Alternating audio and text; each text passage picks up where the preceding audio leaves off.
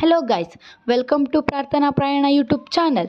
ಇಂದು ನಾವು ಮಂಗಳೂರು ಬನ್ಸ್ ಮಾಡ್ತಿದ್ದೇವೆ. ಯಾಕೆಂದರೆ ಚಳಿ ಅಲ್ವಾ, ಅದಕ್ಕಾಗಿ ಬಿಸಿ ಬಿಸಿಯಾದ ಮಂಗಳೂರು ಬನ್ಸ್ ಮಾಡ್ತಿದ್ದೇವೆ. ಅದಕ್ಕೆ ರಾತ್ರಿಯೇ ಹಿಟ್ಟನ್ನು ಕಲಸಬೇಕು. ಅದನ್ನು ಮಾಡುವ ವಿಧಾನವನ್ನು ಹೇಳುತ್ತೇನೆ ಬನ್ನಿ. ಮೊದಲು ಒಂದು ಪಾತ್ರೆಯಲ್ಲಿ ಹಣ್ಣಾಗಿರೋ ಪಚ್ಚಬಾಳೆಹಣ್ಣು ತಗೊಂಡು ಸ್ಮ್ಯಾಶ್ ಮಾಡಬೇಕು. ಅದಕ್ಕೆ ಉಪ್ಪು ಹಾಕಬೇಕು, ಹಾಗೆ ಸಕ್ಕರೆ, ಒಂದು ಕಪ್ಪಷ್ಟು ಮೊಸರು ಹಾಕಿ ಮಿಕ್ಸ್ ಮಾಡಬೇಕು. ನಂತರ ಸ್ವಲ್ಪ ಜೀರಿಗೆ ಹಾಕಿ ಮಿಕ್ಸ್ ಮಾಡಬೇಕು. ಅದಾದಮೇಲೆ 3 ಕಪ್ಪಷ್ಟು ಹಿಟ್ಟು ಹಾಕ್ಕೊಂಡು ಚಪಾತಿ ಅದಕ್ಕೆ ಕಲಸಿ ಇಡಬೇಕು.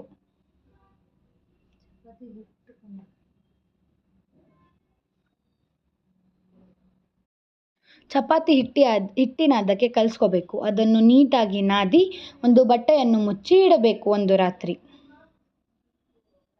ನೋಡಿ, ಇವಾಗ ಚೆನ್ನಾಗಾಗಿದೆ.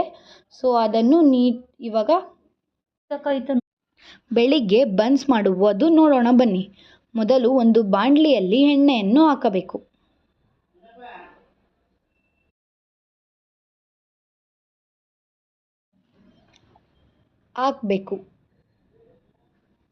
ಸೊ ಅದು ಕಾಯೋಕ್ಕೆ ಬಿಟ್ಬಿಡ್ಬೇಕು ಅದನ್ನು. ಅದಾದಮೇಲೆ ನಾವು ರಾತ್ರಿ ಕಲಸಿಟ್ಟ ಹಿಟ್ಟನ್ನು ನಾದ್ಕೊಂಡು ನೀಟಾಗಿ ಉಂಡೆ ಮಾಡಬೇಕು.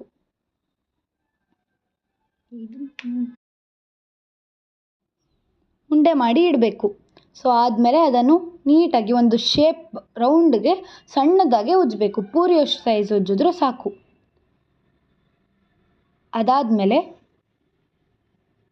ಅದನ್ನು ಉಜ್ಜಿದಾದಮೇಲೆ ಎಣ್ಣೆಯನ್ನು ಚೆಕ್ ಮಾಡೋಣ ಬನ್ನಿ, ಕಾಯ್ದಿದೆಯೋ ಇಲ್ಲವೋ ಅಂತ. ಸೊ ಅದಕ್ಕಾಗಿ ನಾನು ಒಂದು ಸ್ವಲ್ಪ ಹಿಟ್ಟನ್ನು ಹಾಕಿ ನೋಡ್ತಿದ್ದೀನಿ. ಹಿಟ್ಟು ಮೇಲೆ ಬಂದರೆ ಕಾಯ್ದಿದೆ ಅಂತ. ಸೊ ಫ್ರೆಂಡ್ಸ್, ಎಣ್ಣೆ ಕಾಯ್ದಿದೆ. ಸೊ ಅದನ್ನು ಹಾಕಿದಾದ್ಮೇಲೆ ಅದ್ರ ಮೇಲೆ ಎಣ್ಣೆ ಹಾಕ್ತಾಯಿದ್ರೆ ಅದು ಉಬ್ಕೊಳುತ್ತೆ. ನೋಡಿ, ಇವಾಗ ಅದ್ರ ಮೇಲೆ ಎಣ್ಣೆ ಹಾಕ್ತಾ ಇರಬೇಕು. ಅದನ್ನು ಮಗ್ಚಾಕಿ ಎಣ್ಣೆ ಹಾಕಿದ್ರೆ ಅದು ಉಬ್ಬುತ್ತೆ. ನೋಡಿ, ಚೆನ್ನಾಗಿ ಉಬ್ಬಿದೆ. ಇವಾಗ ಬನ್ಸು ಚೆನ್ನಾಗಿ ಗರಿ ಗರಿಯಾಗಿರುತ್ತೆ. ಸೊ ಅದನ್ನು ಜಾಸ್ತಿ ರೋಸ್ಟ್ ಮಾಡಿ, ಆವಾಗ ಚೆನ್ನಾಗಿ ಟೇಸ್ಟ್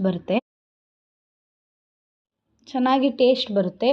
ಸೊ ನೋಡಿ, ಆ ಕಲರ್ ಬಂದಾಗ ನೀವು ತೆಗಿಬೋದು, ಆವಾಗ ಚೆನ್ನಾಗಿ ಬೆಂದಿರುತ್ತೆ ಅಂತ ಅರ್ಥ. ಸೊ ನೋಡಿ, ಚೆನ್ನಾಗಿದೆ ಮಂಗಳೂರು ಬನ್ಸ್ ಮಾತ್ರ. ಇವಾಗ ಚಳಿಗಂತೂ ಬಿಸಿ ಬಿಸಿ ಆದ ಮಂಗಳೂರು ಬನ್ಸ್ ರೆಡಿ ಇದೆ ನೋಡಿ.